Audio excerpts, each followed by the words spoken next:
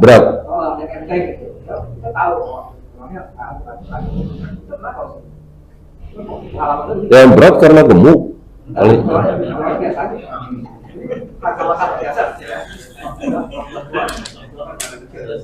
Jadi ketika digotong itu pada apa ya? Pada dulu sama dengan apa saudara bagian bilang kenapa bisa ada juga yang enteng itu Zak? Ya mungkin kerandanya kayunya jati mungkin atau besinya solid gitu.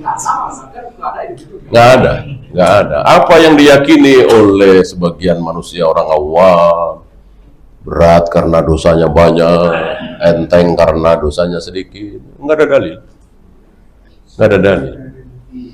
Justru dalil menyatakan bahwa orang soleh, orang berilmu itu kelak ditimbang enteng apa berat? Berat. Ibnu Mas'ud apa? Cuman betisnya lebih berat dari gunung Uhud. Apa kita katakan Ibnu Mas'ud banyak dosanya? Ya tentu tidak. Justru karena ilmunya, ketaatannya, kesolehannya. Ya. Apa benar ada larangan kita ketika mengiringi jenazah itu kita mendahului jenazah? Enggak tahu saya apakah ada larangan apa tidak ya. Karena tentu diperlukan mungkin untuk ngasih jalan misalnya ya, atau untuk gantian menggotong misalnya ya. Saya nggak tahu, ketika nggak ada larangan ya berarti boleh-boleh saja ya. Sekarang kan semuanya rata-rata pakai ambulans, gimana rata-rata yang kita yakin orang-orang sana karena kan tempatnya jauh Pak. Iya, makanya alangkah baiknya di lingkungan kita ini nggak jauh dari tempat kita ada kuburan ya.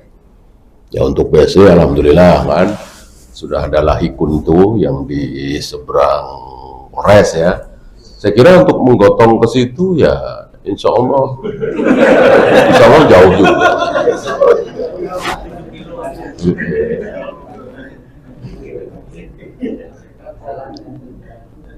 Kalau seandainya memang memungkinkan dekat, ya insya Allah kita amalkan sunnah Nabi SAW.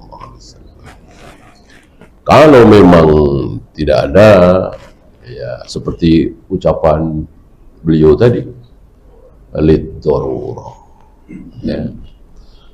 Atau setidaknya ada apa ya?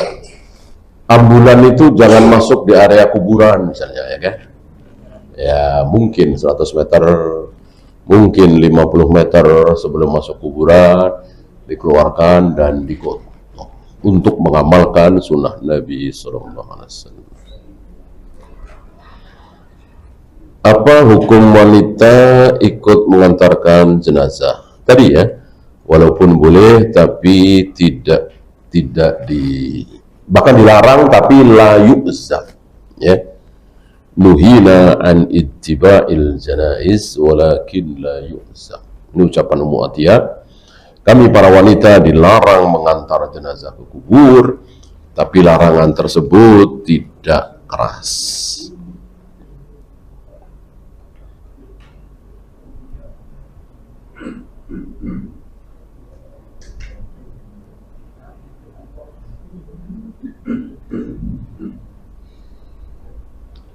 Benarkah roh orang yang sudah mati akan datang dan menyaksikan jasadnya dimandikan? Tentang dimandikan nggak ada dalil. Yang ada dalil tadi ketika diusung. Tadi yang kita baca itu kan,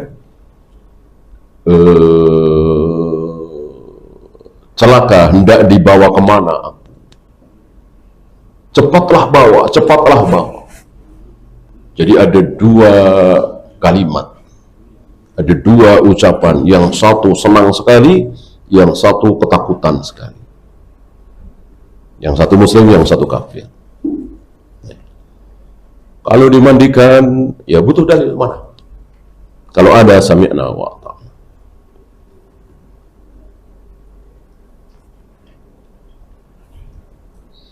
Orang-orang mengatakan anak itu durhaka kepada orang yang tidak melakukan yasinan kepada orang tuanya. Bagaimana sikap kita? Ya itu tuduhan mereka. Ya wajar mereka taunya membaca yasin itu, tahlilan itu sebagai bentuk birrul walidain anak pada orang tua. Maka dibela-belain utang-utang, jual sawah dan seterusnya. Itulah syubhat. Itulah bahayanya syubhat. Jauh lebih berbahaya dari syahwat. Ya, dalam rangka itulah dakwah sunnah itu. Supaya saudara-saudara kita faham. Itu salah, itu batil, itu bid'ah.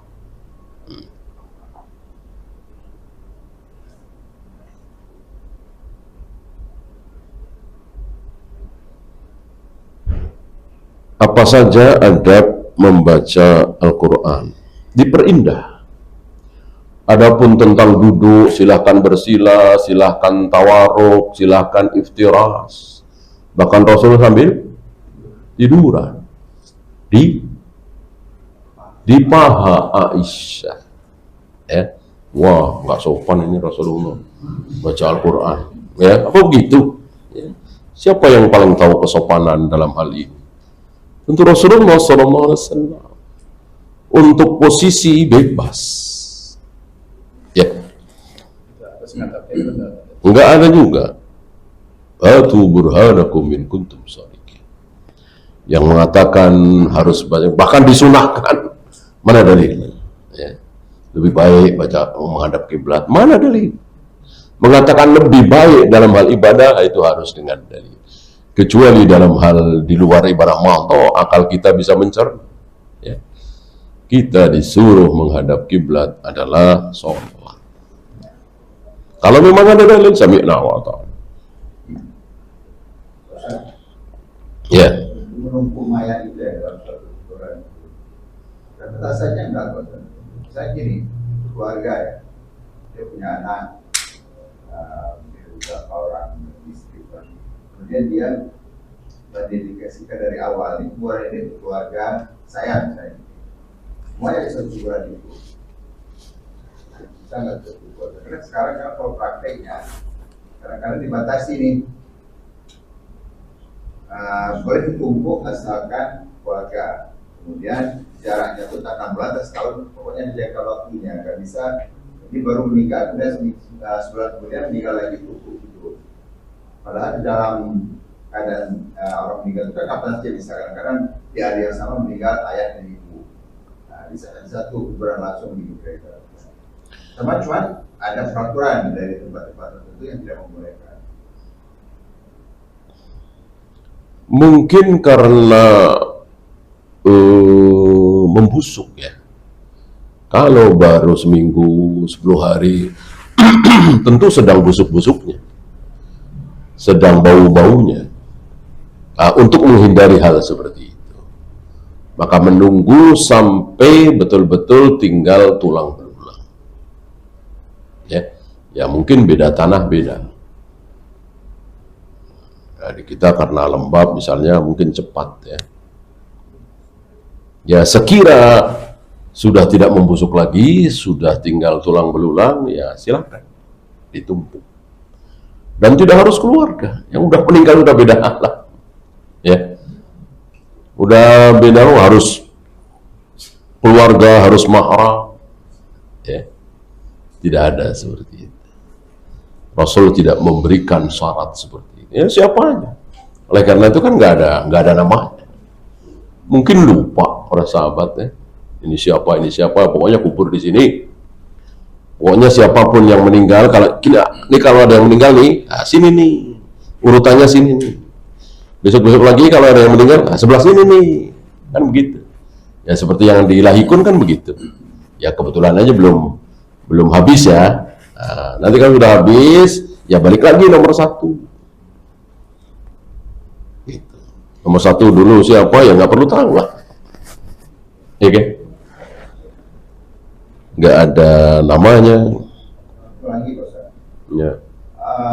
Kebiasaan kedua, keluarga itu harus mengetahui itu di mana ayahnya, kakeknya, sehingga mereka membuat suatu kuburan tersendiri,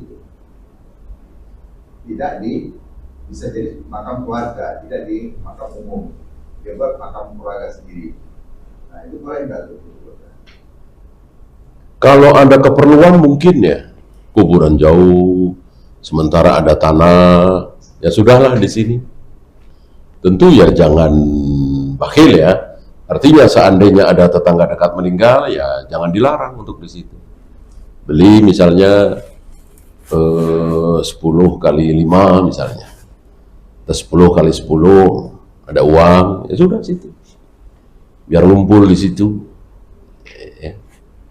Biar bisa digotong, biar tidak usah pakai ambulan, gitu. Nggak masalah. Karena untuk ke sana harus jauh, tidak bisa pakai ambulan. Insya Allah bisa seperti itu. Tapi itu tadi ya, jangan bakhil lah. Artinya walaupun tidak ada hubungan kerabat, tapi ini tetangga dekat, ya kubur di situ. Ya. Kalau anak kecil yang sebelum balik meninggal itu menjadi pembendakan orang tuanya. Ya, kalau orang tuanya sabar tentunya. Karena itu musibah kan. Musibah itu tidak otomatis mendatangkan pahala. Musibah akan mendatangkan pahala dengan satu syarat. Kita sabar. Ketika anak kita masih bayi atau TK atau SD meninggal, itu musibah yang luar biasa. Musibah yang sangat luar biasa. Ibu kita meninggal sedih, ayah kita meninggal sedih. Anak kita meninggal sepertinya lebih sedih. Mendahului kita yang lebih tua. Lalu kita sabar. Tidak menggerutu, tidak meratap, tidak menyalahkan takdir dan seterusnya. Insya Allah dapat pahala. Ya. Pahala secara umum bisa menghalangi seseorang dari neraka. Ya.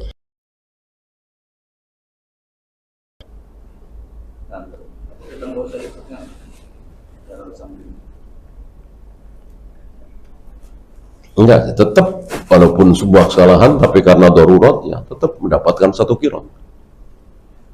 Menyolati mayat dapat 1 qirat, mengantarkan jenazah ke kubur dapat 1 qirat. Walaupun dengan terpaksa pakai mobil atau motor.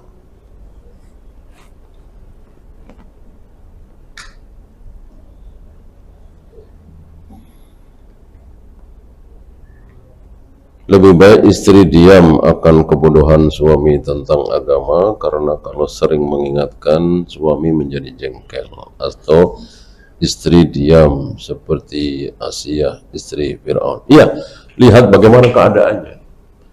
Kan berapa banyak suami itu yang akhirnya ikut ngaji, paham sunnah, gara-gara diajak istrinya, gara-gara dicerewetin nama istrinya, gara-gara terus. Nah itu kan sebuah kebaikan ya. Tapi seandainya suaminya ini luar biasa, sudah diajak nggak mau, dan ya sudah usaha seperti Asia tadi. Bagaimana, lihat keadaan, bagaimana keadaan si istri dan bagaimana keadaan si suami. Ya. Masalah apa? Hujan, keinginan. Kalau hujan kan laki-laki boleh sholat di rumah. Ya. Itu hujan yang seperti apa Ustaz? Pakai ini kita pakai payung aja sedikit atau hujan lebat aja gimana?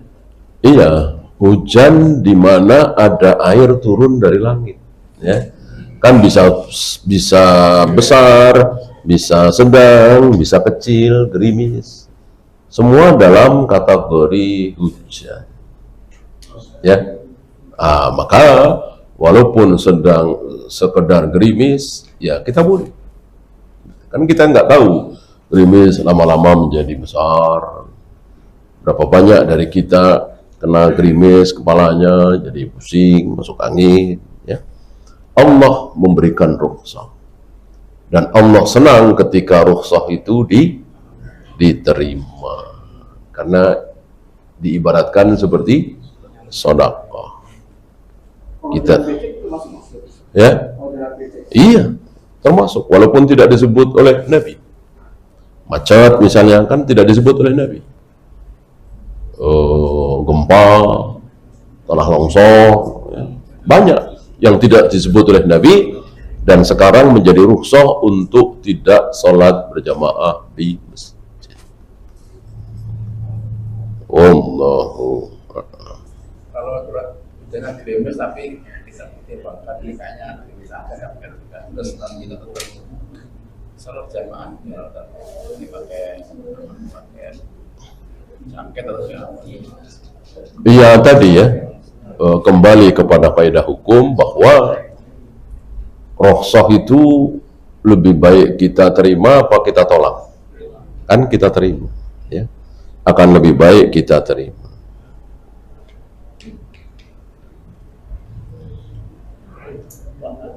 Itu berlaku juga sama imam nggak? Kayak di sini kan imam kita kan jauh nih, kita lihat kan ada memang berlaku nggak itu sama imam?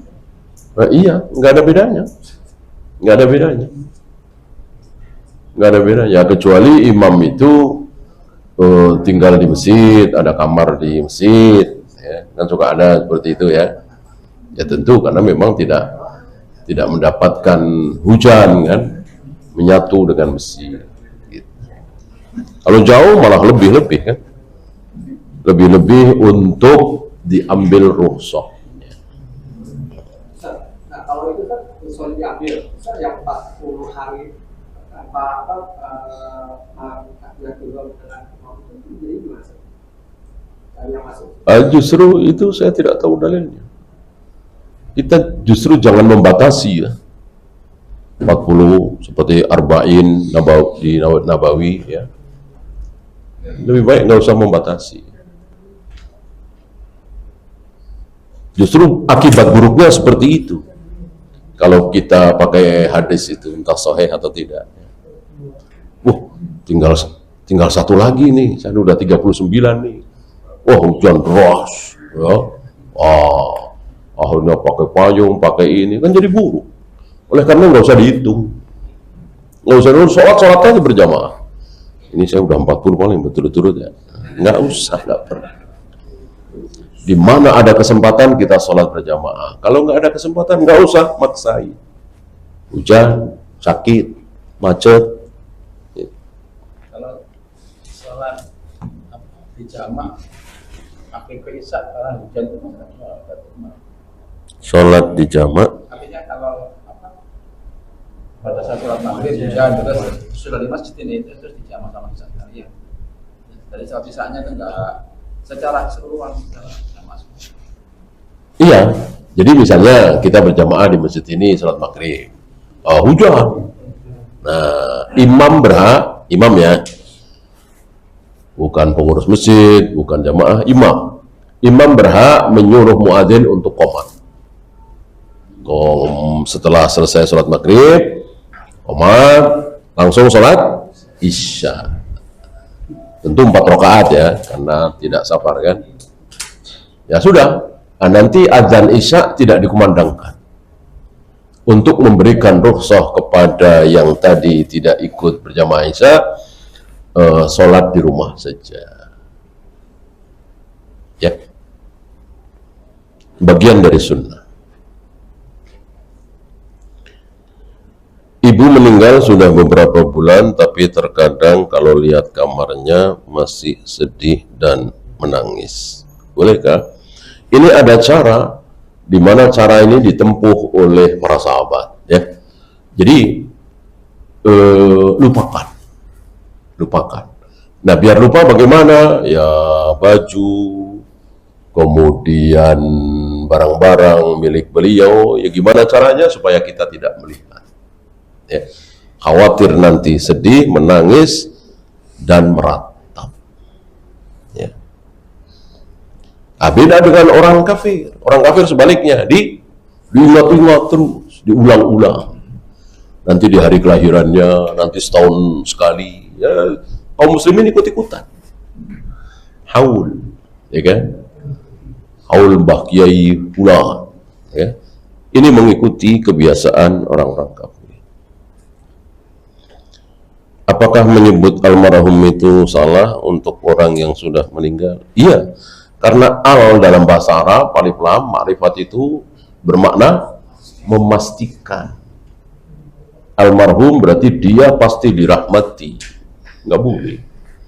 Oleh karena itu lebih baik jangan memastikan tapi mendoakan dengan fi'il madhi, rahimahumullah. Kalau untuk supaya tahu bahwa ini sudah meninggal tapi nggak di itu dengan ALM mengerti. Dan singkatan dari almarhum sama aja kan. ALM kan singkat. Ya kalau ada bahasa Indonesia yang bukan bahasa Arab, yang bukan bahasa almarhum mungkin. Mendiang mungkin, ya kan? Mendiang kan bukan sesuatu yang memastikan. Sementara maksudnya sama. Maksud almarhum dengan maksud nikah. Kalau habis kita akhiri. Subhanallahumma bihamdika asyhadu an la ilaha illa anta astaghfiruka wa atubu ilaik. Assalamualaikum warahmatullahi wabarakatuh.